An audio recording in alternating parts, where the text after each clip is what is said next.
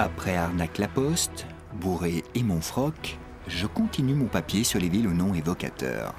Force est de constater que derrière ces appellations rigolotes se cachent souvent des villages banals et moribonds. Prochain arrêt, Gland.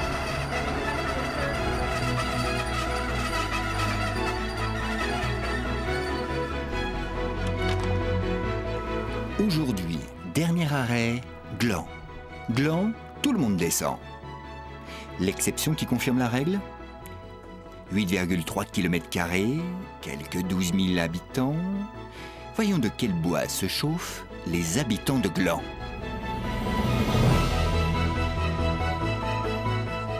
On m'a parlé d'une grande fête, la fête du chêne.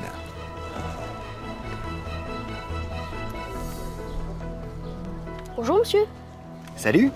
vous cherchez quelque chose? Oui, la fête du chêne, ça te dit quelque chose ? Touriste. Journaliste, je dois écrire un article sur ta ville. Vous savez que ce n'est pas la seule chose à voir à Gland. Non, je sais pas. Je vois qu'on a affaire à une flèche. Bon, ma mère est chauffeur de bus. Elle va arriver dans 3, 2, 1. Salut maman. Salut. Bah alors monte.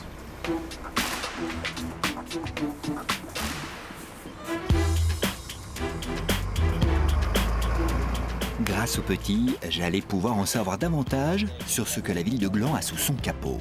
Sur les conseils du gamin, je me laissais entraîner dans le vieux village. Point de départ d'une ville que j'avais encore de la peine à cerner. C'est là que tout a commencé. Tout quoi ? La ville de Gland. Une ville importante sur la côte avec le VVF, l'ICN. Tu veux me dire que le WWF a son siège à Gland ? Mais bien sûr.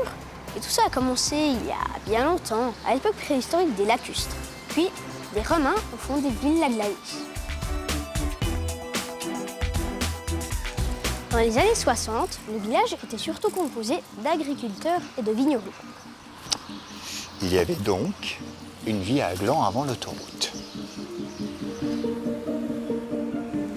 Dans les années 80, la ville avait une réputation de cité dortoir. C'est vrai que ces situations entre Genève et Lausanne offraient un lieu idéal pour les pendulaires. Alors il a fallu se battre contre cette réputation. Et maintenant, la ville vit d'elle-même et offre tous les commerces et tous les services dont on a besoin.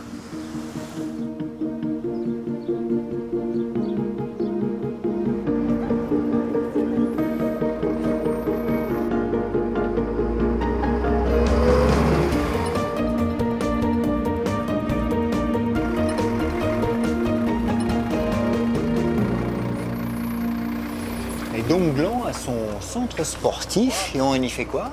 Du sport.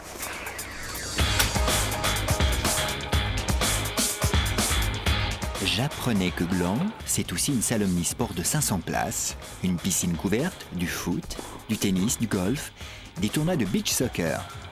Et la liste est longue comme le bras, avec du judo, du tir à l'arc. Et même si on y trouve des gamins insolents, elle se défend cette petite ville. Sport, histoire, commerce et en plus de beaux coins de nature. Pas mal du tout.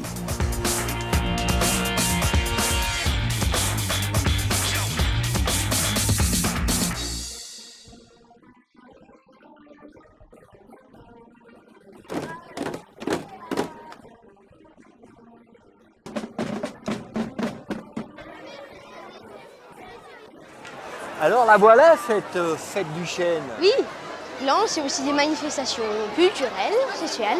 Il y a quelque chose pour tout le monde ici.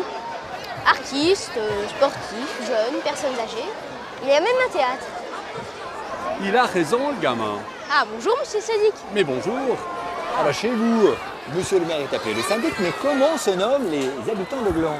Alors, les habitants de Gland, c'est des Glandois. La fête du chêne, c'est la fête de tous les Glandois.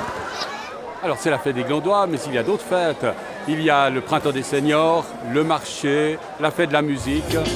We don't need no education. Si j'ai envie de passer une nuit confortable à Gland, Il y a la falaise. falaise, il n'y a rien de plus confortable. La falaise, c'est le seul hôtel à Gland situé au bord du lac. Il est magnifique. En plus, il sert les meilleurs filets de perche du coin. La falaise, ça sera très bien. Merci de votre accueil.